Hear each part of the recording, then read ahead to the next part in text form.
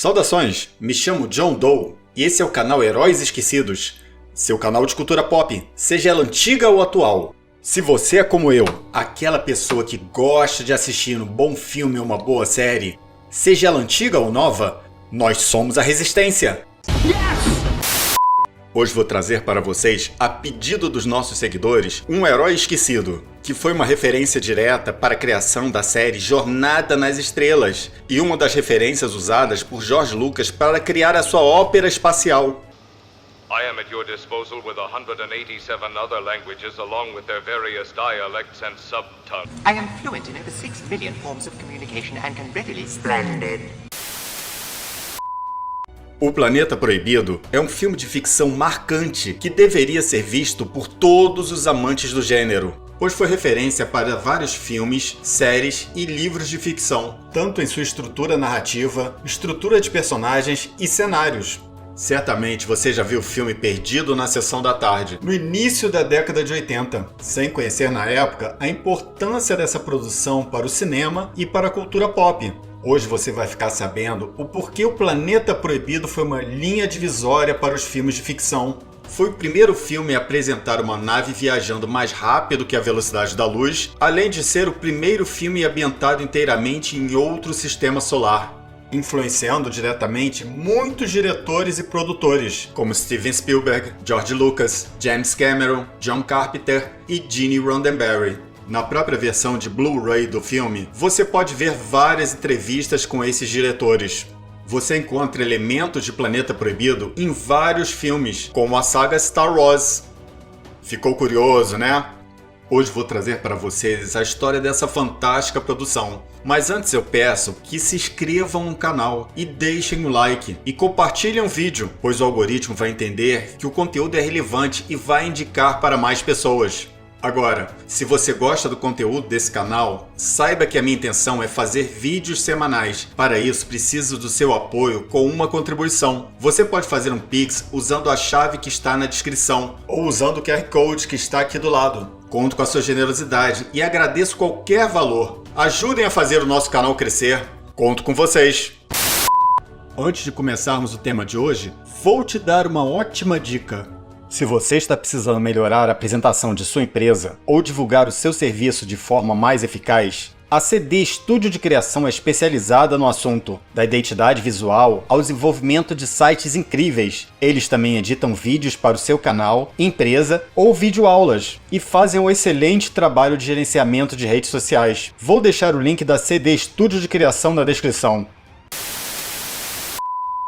Agora vamos pegar o DeLorean do Dr. Brown e fazer aquela viagem no tempo para meados dos anos 50, quando houve o boom da ficção científica, movido pela corrida espacial e Guerra Fria. 12 anos antes, em 1938, o ator Orson Welles dramatizou no rádio o livro A Guerra dos Mundos, de H.G. Wells, apresentando como se fosse uma invasão alienígena real. Essa transmissão gerou pânico na população e instigou a fantasia de vários cineastas. Após a Segunda Guerra, muitas produções de ficção chegaram aos cinemas, mas a maioria de baixo orçamento. Essas eram denominadas como filme B.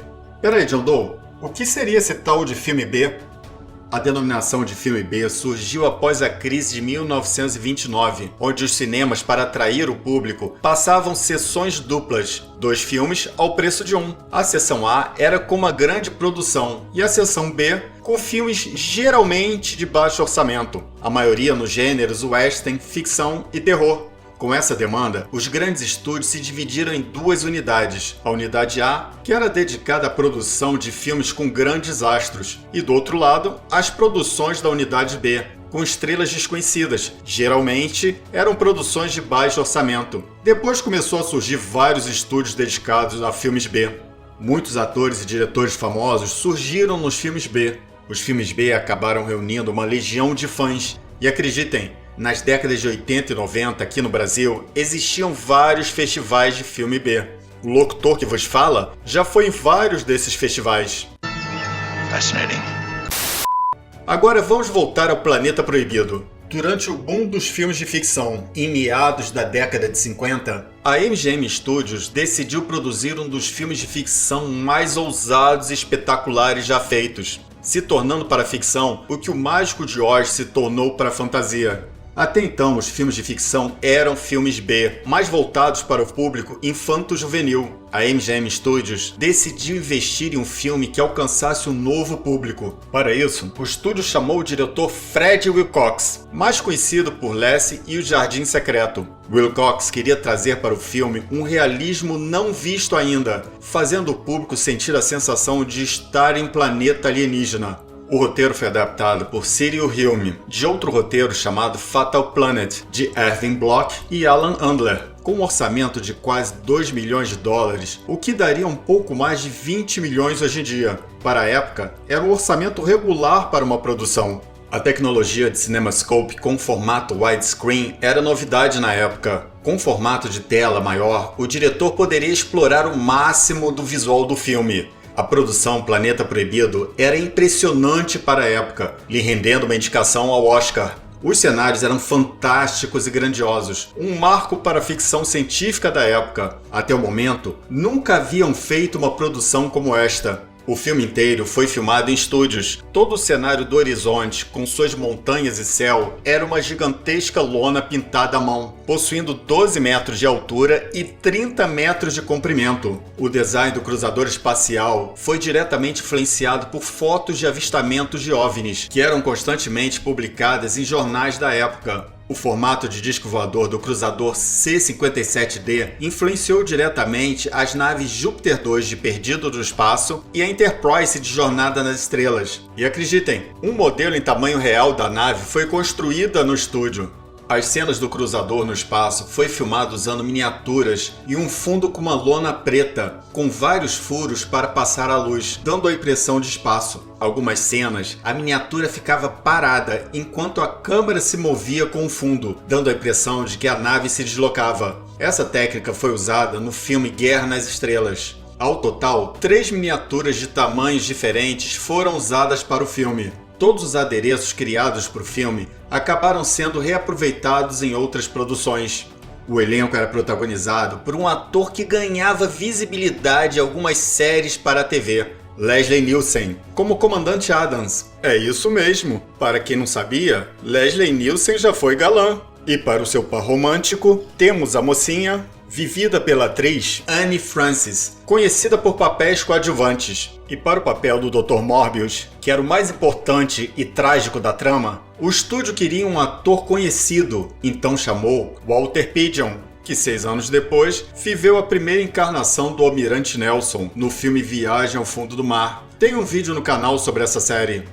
A produção também apresentava alguns atores que ficaram conhecidos anos depois em séries de TV, como Jack Kelly, Warren Stevens, Richard Anderson e James Best, que décadas depois interpretou o nosso querido Xerife Roscoe na série Dukes of Hazzard. E não posso me esquecer, e o astro mais caro do filme, Robbie, o robô, criado pelo lendário design de produção Robert Kinoshita, que foi pai de outro robô icônico, o D9, de Perdidos no Espaço. Robbie não foi o primeiro robô do cinema, mas foi o primeiro robô que se tornou um astro. Nesse filme, foi a primeira vez que um robô foi apresentado mais do que uma lata mecânica com pernas ou um vilão. Robbie possuía personalidade, se tornando um personagem de destaque na trama. Quem deu voz para Robbie, o robô, foi o ator e dublador Marvin Miller. O traje de Robbie custou na época a bagatela de $125 mil, que se fosse convertido para os dias atuais, daria em torno de $1,5 milhão. Robbie participou de várias outras produções, que vou te contar mais à frente. O monstro no filme é invisível, aumentando o suspense, só aparecendo em um breve momento. Nós tememos mais aquilo que não vemos, mas sabemos que está ali. Muitos filmes de terror e ficção usaram essa ideia posteriormente. A animação do monstro, no breve momento que ele aparece, ficou a cargo do animador Joshua Mida, que trabalhava para o Walt Disney Studios na época. Outra curiosidade da produção foi a trilha sonora, criada pelo casal Louis e Baby Baron. Eles compuseram uma das trilhas mais originais de Hollywood, pois foi a primeira trilha sonora eletrônica feita para um filme. Não havia muitos profissionais na época que podiam compor esse tipo de música. Infelizmente, por causa de regras sindicais, o casal não poderia receber os créditos de trilha sonora, só conseguindo isso após um processo contra o sindicato. O filme apresenta a tripulação militarizada do cruzador espacial C-57D, e seu capitão demonstra um ceticismo quanto à arrogância científica do Dr. Morbius, refletindo uma época em que vivia sob a ameaça de uma guerra nuclear. A ciência nessa época, apesar de semear a imaginação através de avanços, também poderia representar a extinção da humanidade através de sua arrogância.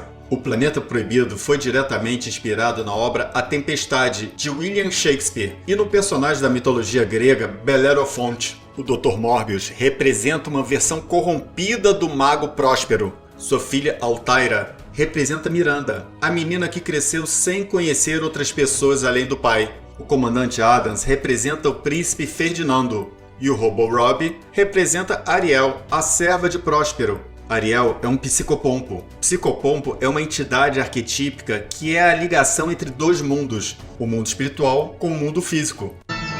Fascinating.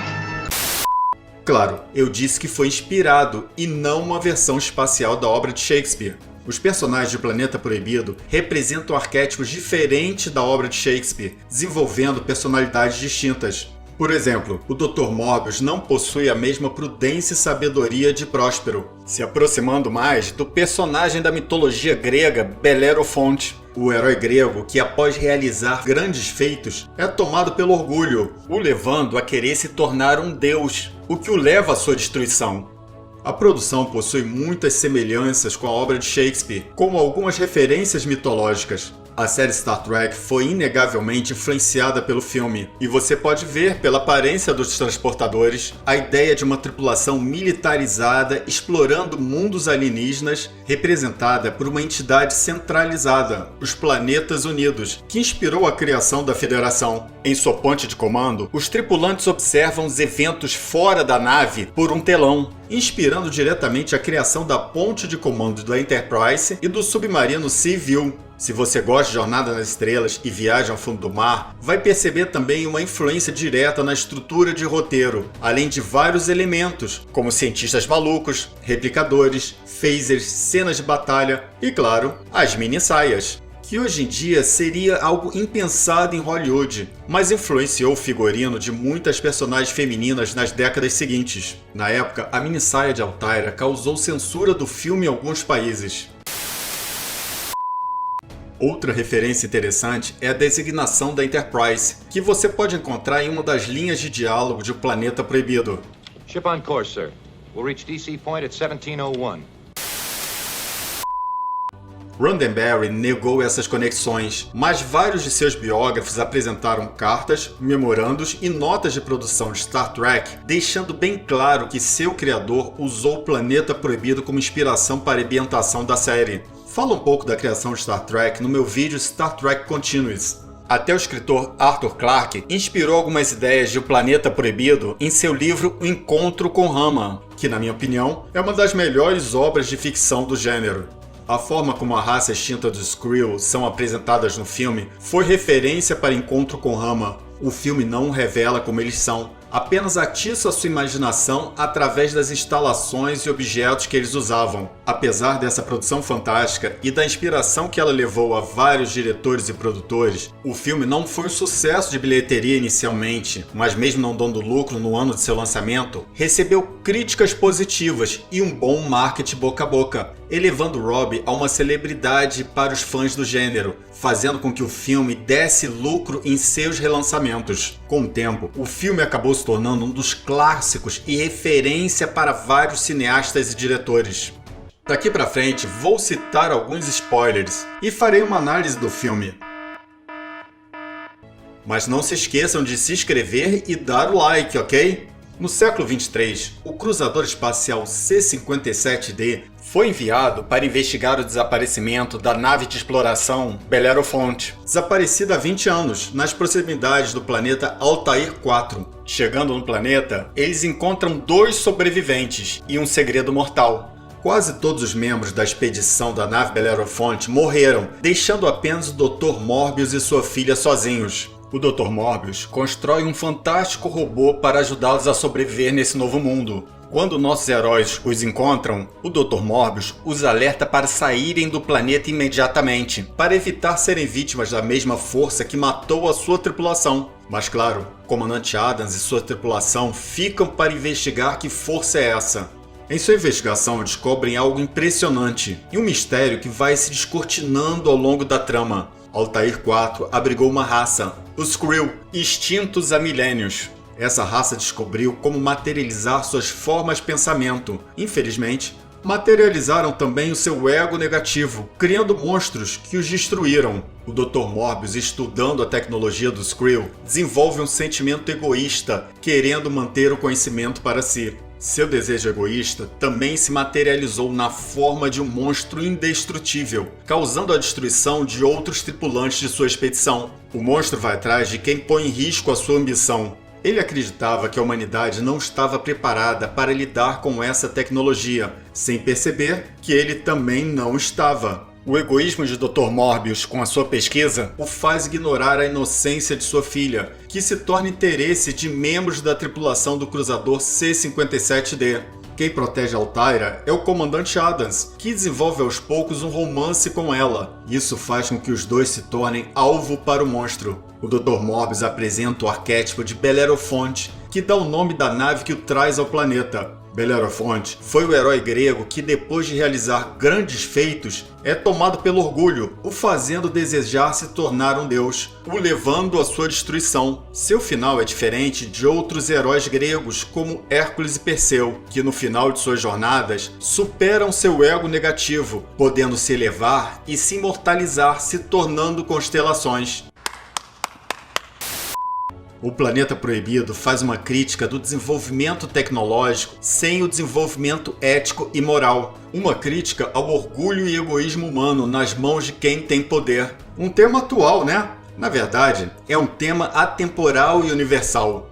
O roteirista escreveu um roteiro com uma trama inédita para a época, intrigante e envolvente, com um arco bem estruturado. Talvez você ache o roteiro previsível e com alguns clichês, mas não é por falha deste, pois Planeta Proibido criou esses clichês e a estrutura de sua trama inspirou várias histórias nas décadas seguintes. Certamente você já viu episódios de Jornada nas Estrelas, Viagem ao Fundo do Mar, Perdidos no Espaço e até mesmo Buck Rogers inspiradas em Planeta Proibido. O filme também apresenta elementos que são proibidos em Hollywood atualmente. Um protagonista responsável, maduro, que sabe tomar decisões e protege a mocinha. Uma protagonista bela e feminina. Fora que a trama cita Deus em vários diálogos.